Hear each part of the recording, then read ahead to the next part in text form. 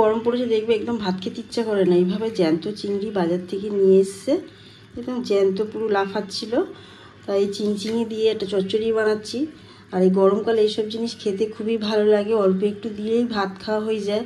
তা কীভাবে রান্না করছি আপনাদের সাথে শেয়ার করছি। তো দেখো চিংড়িগুলো এখন প্রথমে একটু ভালো করে কেটে নেবো, গোপ ফোপ ফেলে দিয়ে কেটে নিয়ে আপনাদের দেখাচ্ছি।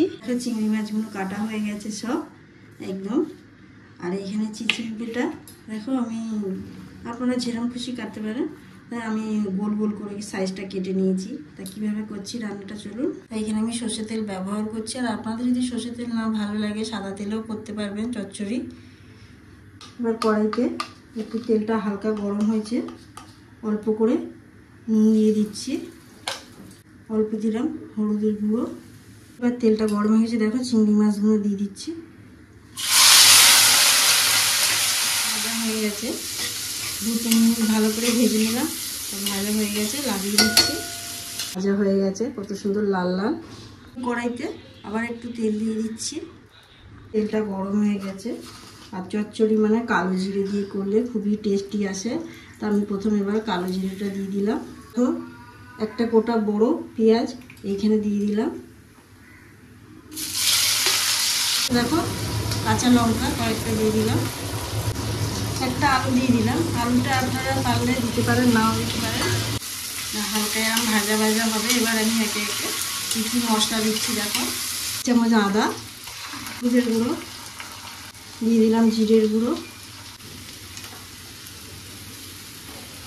এইখানে গ্যাসটাকে একদম সিমে রাখবো, একদম জোরে দেবো না। আমনি জল উঠে যাবে চিনচিনে কোনো জল দেওয়ার কোনো প্রয়োজন নেই। দিয়ে গ্যাসটাকে সিমে 5 মিনিট রেখে দেবে, দেখবে জল উঠে যাবে।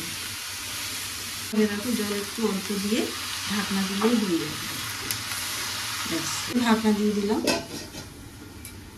1 মিনিট পরে ফিরে এসেছি, দেখো কতটা জল উঠে গেছে। নেড়ে চেড়ে আবার দিয়ে দিলাম ঢাকনা। আর 5 মিনিট পর দেখো ঢাকনাটা খুলছি। স্বাদ অনুযায়ী নুনটা দিয়ে দেবো, লঙ্কা দিয়ে দেবো, চিংড়ি মাছটা দিয়ে দিচ্ছি। চিংড়ি মাছটা দিয়ে দিয়েছি, দিয়ে আবার ঢাকনা দিয়ে সিমেই রেখে দেবো।